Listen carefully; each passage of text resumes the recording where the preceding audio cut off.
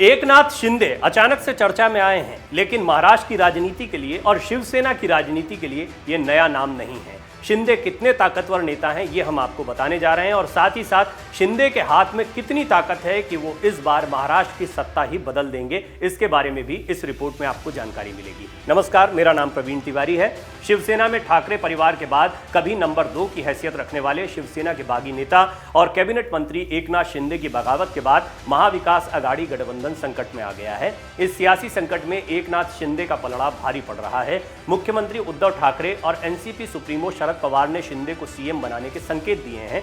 हालांकि इसके बाद भी शिंदे ये गठबंधन तोड़ने की अपनी बात पर अड़े हुए हैं। शिवसेना नेता एकनाथ शिंदे का अपने समर्थक विधायकों के साथ बगावती सुर अपनाने से सत्ता के गलियारों में कई तरह के कयास लगाए जा रहे हैं। वहीं दूसरी तरफ शिवसेना के बागी विधायकों की संख्या भी लगातार बढ़ती जा रही है। अब शिंदे ने अपने पास 46 विधायक होने का दावा किया है। इसके बाद महाविकास आघाड़ी सरकार की स्थिति और कमजोर हो गई है। शिवसेना में फूट पड़ गई है, सरकार संकट में आ गई है। अब बड़ा सवाल है आगे क्या होने वाला है, इस पर चर्चा गर्म है। ऐसे में आइए जानते हैं इस घटनाक्रम में महाराष्ट्र की राजनीति में किस दिग्गज नेता के लिए क्या मायने हैं। शिवसेना में मतभेदों के चलते बगावत से पहली बार उपजे इतने बड़े संकट से निपटना पार्टी प्रमुख और मुख्यमंत्री उद्धव ठाकरे के लिए अब तक की सबसे बड़ी परीक्षा है।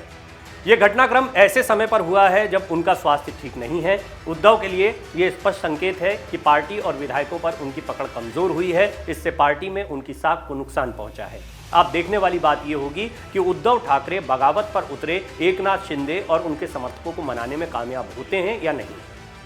शिवसेना में बगावत की चिंगारी काफी पहले से सुलग रही थी। राज्यसभा और विधान परिषद के चुनाव में इस चिंगारी को हवा मिली। महाराष्ट्र में भाजपा के वरिष्ठ नेता और पूर्व मुख्यमंत्री देवेंद्र फडणवीस ने शिवसेना में मतभेदों का फायदा उठाने में कामयाबी हासिल की। यही वजह रही कि महाविकास आघाड़ी गठबंधन में क्रॉस वोटिंग की वजह से बीजेपी को राज्यसभा और विधान परिषद चुनाव में एक सदस्य अतिरिक्त मिल गए।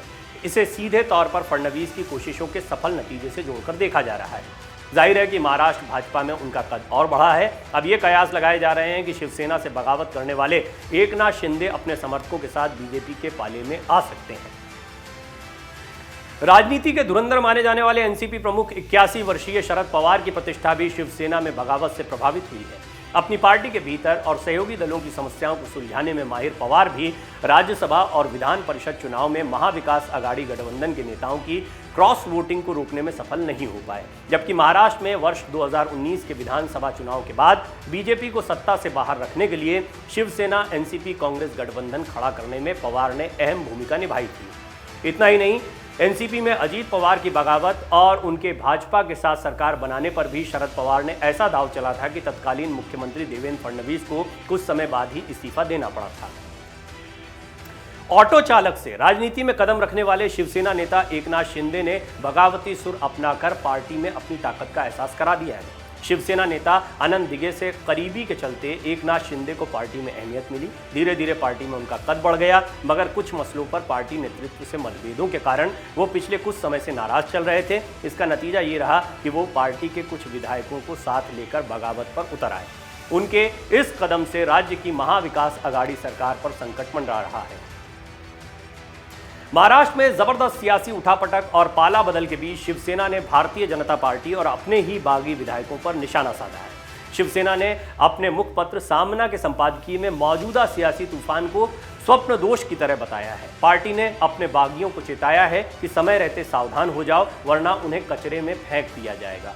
कुल मिलाकर ये तमाम बड़े सियासी चेहरे हैं जो महाराष्ट्र की राजनीति में अहम होने जा रहे हैं और इनमें सबसे प्रमुख नाम एकनाथ शिंदे का चल रहा है, क्योंकि बहुत मुमकिन है वो भी अगले मुख्यमंत्री पद की दौड़ में दिखाई दें।